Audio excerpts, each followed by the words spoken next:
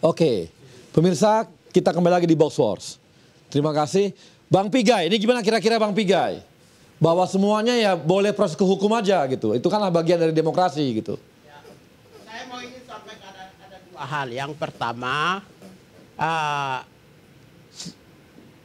semua bermuara pada proses hukum itu penting, Pak.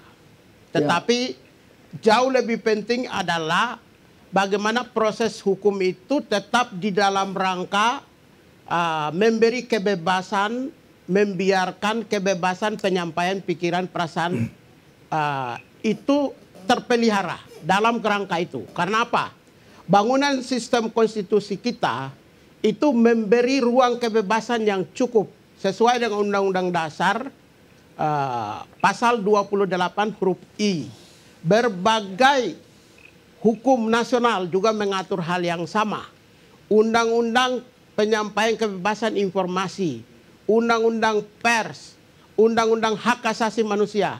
Kemudian juga ratifikasi ICCPR yang terkait dengan hak asasi manusia di Indonesia tahun 2005 juga mengatur hal yang sama. Oleh karena itu, kebebasan menyampaikan pikiran, perasaan, dan pendapat merupakan kebebasan hakiki. Maka kebebasan negara harus memastikan adanya kebebasan terpelihara. Ya, pemerintah memiliki tanggung jawab untuk memelihara kebebasan itu. Tanggung jawab untuk melindungi rakyat Indonesia supaya apa? Di dalam kerangka perlindungan itulah kebebasan ekspresi itu bisa dijalankan dan bisa dilaksanakan. Karena ya untuk itu saya mau ingin sampaikan bahwa siapapun yang mau ingin memperjuangkan keadilan itu harus terukur. Harus terukur secara betul-betul sehingga perjuangan keadilan itu bisa sampai pada proses hukum. Tetapi kalau tidak memenuhi delik, lantas hanya untuk mencari perhatian, baru memperjuangkan keadilan, melaporkan kepada kepolisian. Saya kira itu hanya sekedar menggaduh suasana. Menggaduh suasana itu penting karena menghidupkan gairah dan energi untuk mengelola negara, bangsa dan negara. Ada yang bisa berpandangan partisan terhadap pemerintah, ada yang bisa berpandangan oposan terhadap pemerintah. Itulah dinamika kehidupan berbangsa negara. Tetapi tidak asal semua kasus itu bisa dibawa ke kepolisian. Ingat juga bahwa kalau seandainya seluruh kasus itu tidak terbukti di kepolisian, mereka yang melaporkan itu juga siap-siap menghadapi proses hukum di pengadilan. Akan dilaporkan pencemaran nama baik. Maka para pelapor itu harus terukur juga. Tidak segampang menyampaikan laporan. Kalau kita tidak memiliki bukti formil dan bukti material yang kuat, jangan melaporkan. Nanti tendangan baliknya itu lebih berbahaya. Ini kalau itu Permadi Arya, Abu Janda udah siap. Betul nggak, Bos? Betul ya? Oh ya. Jadi Bang Arya, Bang Pigai, saya ini ketua dari Cyber Indonesia ini isinya lawyer semua. Jadi ini yang ngitungnya ini lawyer ini, bukan saya sebagai pegiat media sosial. Mereka udah hitung, mereka udah konsultasi juga sama ini kan, yang berwenang, terus kelihatan, ya memang ada deliknya, makanya maju. Gitu loh. Jadi konsultasi sama yang berwenang itu siapa, Pak? Yang berwenang itu kan pemerintah aparat. Jadi Bapak konsultasi dulu dengan aparat tidak? Belum, bukan kan Anda bilang ini sekarang. Artinya kita bertukar pikiran, Bang. Bertukar pikiran. Iya. Jadi kan kalau lawyer ini, pengacara ini kan pasti kenal dengan aparat penegak hukum. Jadi gini. Kita nanya pendapatnya. Bang, ini kira-kira ada deliknya nggak nih? Terus, oh ya ini kayaknya ada deliknya. Kayaknya ada deliknya. Ini opini pribadi, bukan opini institusi, bukan opini dari pemerintah. Berarti ini Anda mengatakan berkonsultasi dulu ke aparat ya. Saya mau ingatkan ini, bahwa gini. Ya. Kalau seandainya sesuatu tindakan perbuatan si pelaku tersebut tidak memenuhi delik hukum yang pasti, itu nanti dapat dikatakan sebagai sebuah kriminalisasi. Kriminalisasi adalah perbuatan seseorang yang diproses hukum tapi tidak diatur dalam peraturan perundang-undangan. Tidak bertentangan dengan peraturan perundang-undangan, lantas diproses hukum. Maka jangan menggiring-giring aparat ini ya. Anda sudah mengatakan bahwa Anda konsultasi dengan aparat. Pasalnya ada. Pasalnya ada. Di situ mengatur kriminalnya, bentuknya seperti apa yang delik seperti apa, perbuatan seperti apa. Silakan aja kalau Anda mau ngomong Anda. Ya, saya kira memang konstruksi pasal 28 ayat 2 itu memang multitafsir ya. barang siapa dengan sengaja tanpa hak menyebarkan informasi yang bertujuan menimbulkan kebencian terhadap individu atau golongan berdasarkan sara.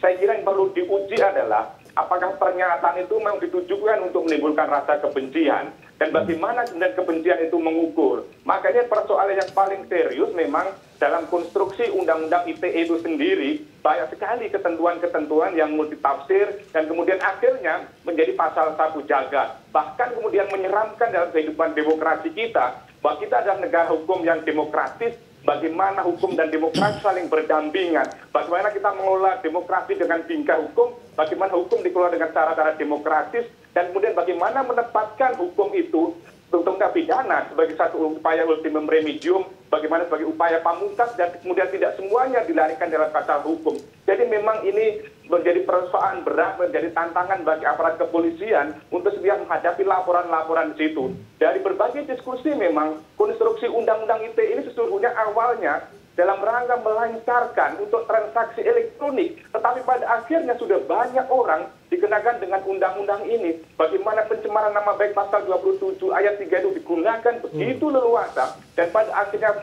kualifikasi pencemaran nama baik itu pun juga akhirnya menuju pada siapa orang, pada individu atau badan hukum dan lain sebagainya.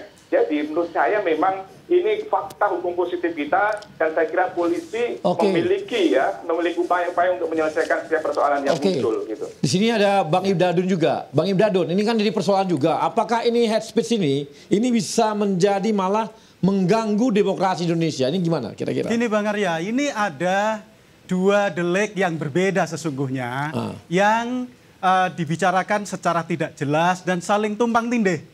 Karena kita bicara soal delik penodaan agama, satu hal yang menyangkut soal